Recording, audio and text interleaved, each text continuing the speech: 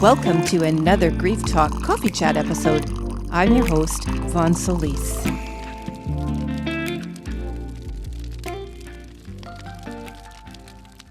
Okay, so welcome to another Divine Healing Coaching episode. Today I'm going to be speaking all about how to know what you need in grief and find the right support. So I'll start right off the bat by saying knowing what you need in grief and finding the right support is an ongoing challenge for pretty much everyone bereaved.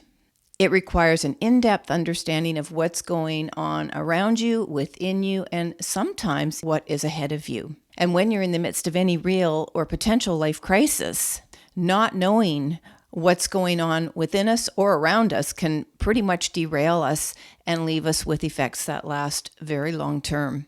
And when we experience trauma and shock from a loss that is usually sudden and unexpected and leaves us with complicated and prolonged grief, there are lots of quote-unquote suddens that can happen throughout our grief journey. And when problems or anything does come along unexpected to further rock your life, unless you are hardwired to stay calm, think rationally, and put your emotions aside, the more intensely that you feel your grief, and this largely depends on the relationship that you had to your loved one who has died, the more you will be fueled by a gut instinct to react to anything that feels uncomfortable, which only amplifies what you're already going through. It also forces you to make irrational decisions a lot of the time. Anything that is real or feels like a crisis requires us to think and act fast, to hold at bay whatever is threatening to pull us down. We're in survival mode. And while this might sound a bit drastic related to grief and not something you have considered, especially if you've been living with grief for a while, depending on the intensity of grief that you are feeling, and for however long, the smallest thing can set you off, where it feels like you are in the throes of a problem that you can't solve or a hardship that you can't escape. And any number of things can make you feel this way immediately and over a long period of time if you aren't aware of or you are trying to avoid the very thing that is making you react this way. In other words, problems, potential crises, challenges, and so on. For me, and I'll just add quickly, it wasn't until I was diagnosed with PTSD in 2014 that freed me from this type of reactionary living to a more purposeful and discerning type of life that I currently enjoy. Making choices that were best for me on a daily basis, or knowing what I wanted to create in my life in the future, if I couldn't do it at that moment, were key to putting me on the most authentic healing journey I embarked on in my entire grief. And at that point, I was in it at around the 10-year point, 2015. So I will say that developing a solution-oriented mindset and feeling confident that you can overcome anything that gets in your way may not seem possible for you right at the moment. And I get it, because I felt that way for a long time in my early grief after I lost my daughter to suicide in 2005. Life felt scary, sometimes out of control, to the point that I thought I'd never get out of the dark hole that I was in, despite my previous 2.5 decades of living with a spiritual practice and having a foundation rooted in metaphysics. Basically having the discipline to live a life exactly the opposite to what I was then experiencing as my reality. And to be clear, in looking back, nothing was ever as bad as I thought that it was. But in my traumatized state, I couldn't see that back then until I could. So because wanting to help others be spared some of those hardships that I endured in my first year, simply because I didn't understand what was going on within me in my grief, and I had no idea what I did need for support, my passion is to help others avoid this as early as possible in their own grief. I love helping people develop a practical skill set for coping and a more helpful mindset as early as possible in their grief, rather than the one that is currently trapping them by any number of difficult circumstances that present as problems and challenges that even the smallest one can seem like a huge mountain to have to climb. And again, this will depend on the intensity of the grief that you are experiencing, where you can lose sight of where you are in your grief and you don't know how to find your way forward. And trust me, it happens to millions of people. So if you are in this situation, you are not alone. So here are a few things that I discovered about myself in my grief in my very early years that I came to recognize were not helpful to my own healing progress, which I was very committed to.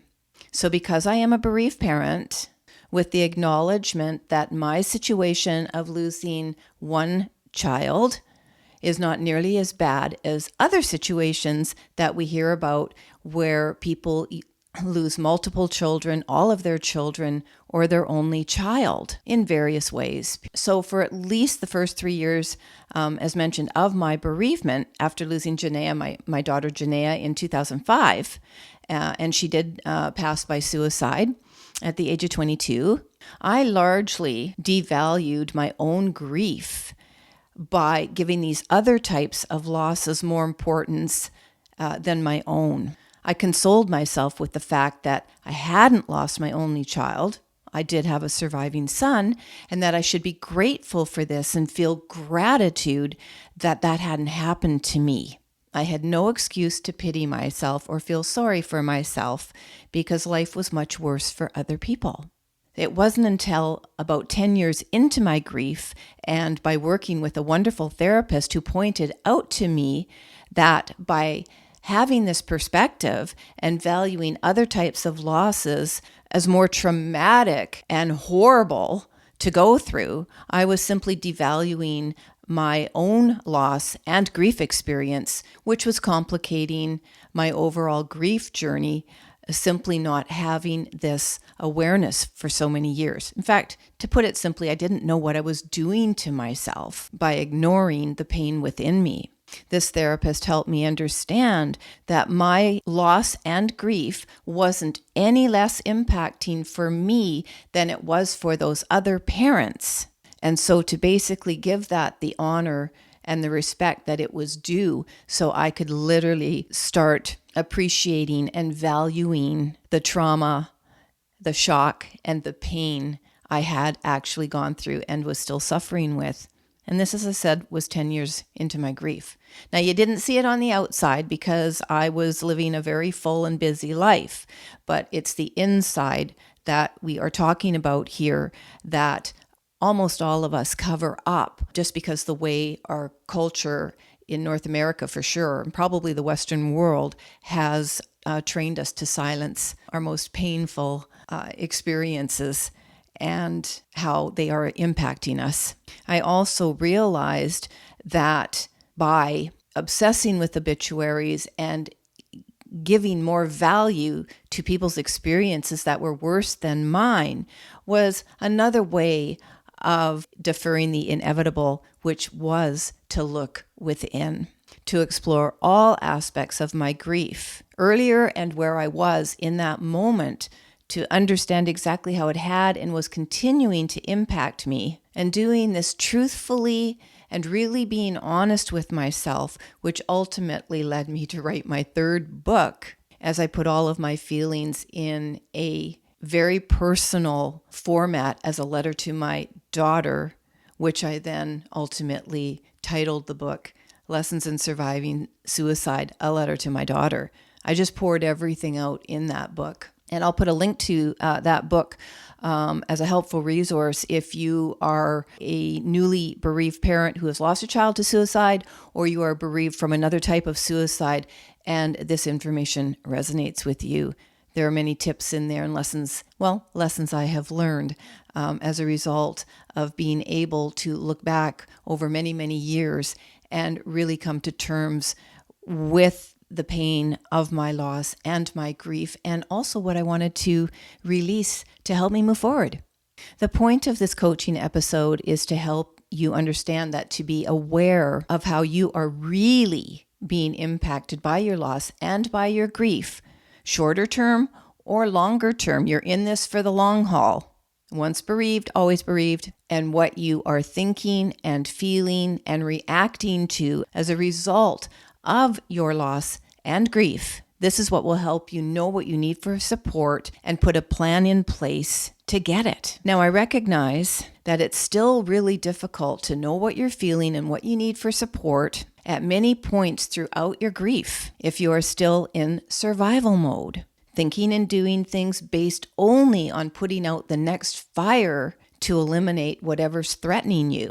So here are a few actions that you can take to get started.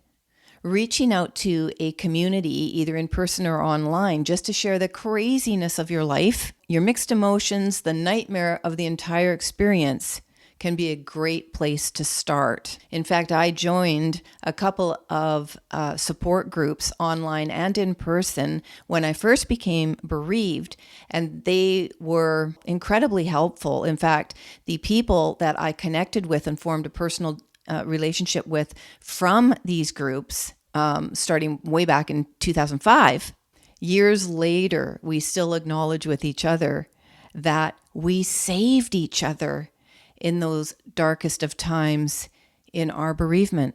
So while a support group intended for members to share their story and support each other at whatever stage they are in their grief, and where sometimes you can develop a different perspective about your own experience, where you are in your life, based on what others are sharing about their own loss and grief experience, because you know you are not alone, ultimately it becomes more beneficial, and especially if you're committed to a healing journey, to join a support community that is focused on healing and personal growth, which these groups are often led by grief coaches and or healing practitioners committed to working with the bereaved. I still actually find one of the strangest things in bereavement is the fact that the experience makes us still feel so alone.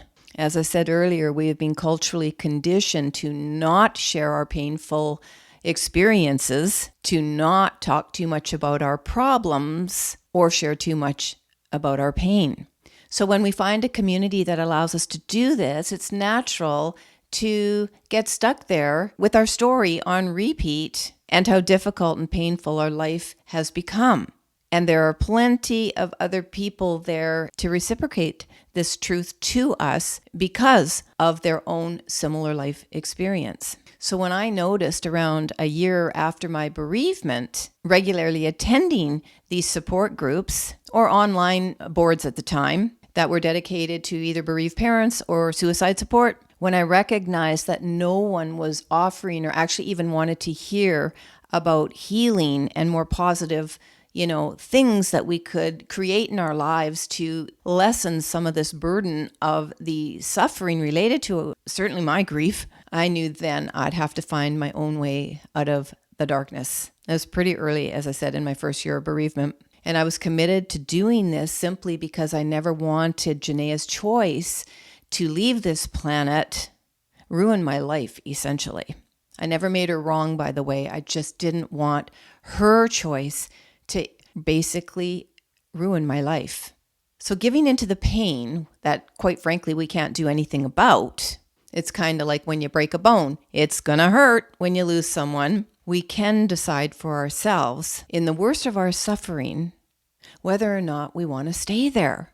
And that's another major point of being able to understand what you are going through in your grief and the type of support that you do need. If you don't know how and why you are hurting, and there are many different areas in our mind, body, and soul that hurt in grief, then you don't know what you need to basically heal by way of support. Recognizing this and making a decision to not get stuck, even when you don't exactly know what you need at that moment or going forward, will bring you to the resources that you do need at every stage throughout your grief journey. By recognizing what you are outgrowing, based on what is inspiring and motivating you, will direct you to the next resource that you recognize as being helpful to you in your journey. The same as anything else we have to recover from. Mental and emotional pain in grief is no different. we have to recover and heal in stages and as we feel a little bit stronger. Using the broken bone analogy and having to place a cast on that injury to reset and rebuild by whatever means that you have been protecting yourself from facing your emotional pain and the ramifications of your loss, what it's actually done to you. You can think of this as a cast you have applied to yourself to protect you from what is hurting you the most. But that eventually, as time progresses and you recognize the cast is not serving you as well anymore, you may wish to remove it to eventually reset your broken spirit, mind, and body. In other words, your emotions and vulnerability in your pain, the stronger you get. And you do this by recognizing what does feel nourishing for your body, mind, and soul. And this can be and often is from connection with others, communication, calming activities, rest, learning, sharing, and anything else that feels good, encouraging, positive, caring, comforting, inspiring, motivating, and you come away from the exchange or the experience feeling just a little bit better. That is support that you're ready for at that stage in your grief. When something hurts within you in your grief, your heart, and yes, your heart can hurt, and other places in your body where your spirit feels broken, your mind feels jumbled, your emotional self feels defeated and without hope, this is your opportunity to reach in and reach out as you commit to caring for yourself, loving you for who you are today, and even before, for all that you have been through and all the strength you have simply because you are still here and choosing to want something more nourishing and beneficial for the road ahead. This is where you truly understand what you need in grief, which of course will bring you the opportunities, the resources, and overall type of support you recognize as healthy for your recovery and healing. I will say that support for loss and grief is much better today than it was in 2005. There are more online opportunities and support groups and resources available just by searching for what you're needing online.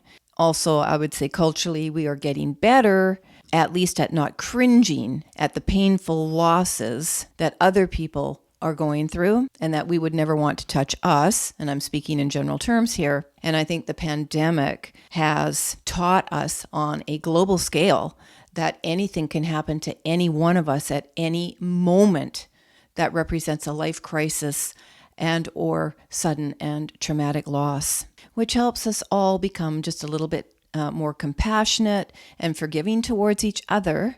But it is developing the compassion, forgiveness, and tenderness for yourself and asking for help from those people that you love and trust in whatever way you are feeling vulnerable in your grief, and allow yourself to fall into that grace and gentleness, even if just for a short while. That will bring you true awareness of what you need and what you really want as you journey through your grief. And that is what finding the right support is all about. Remember, you don't have to be your own hero all of the time. I encourage you to be authentic in your vulnerability and committed to your journey to heal in your grief by surrounding yourself with the people, the environments, and those things that feel more helpful than hindering to you as you steadily rebuild your life. Until next time, take care of you and love yourself for who you are. Thanks for watching.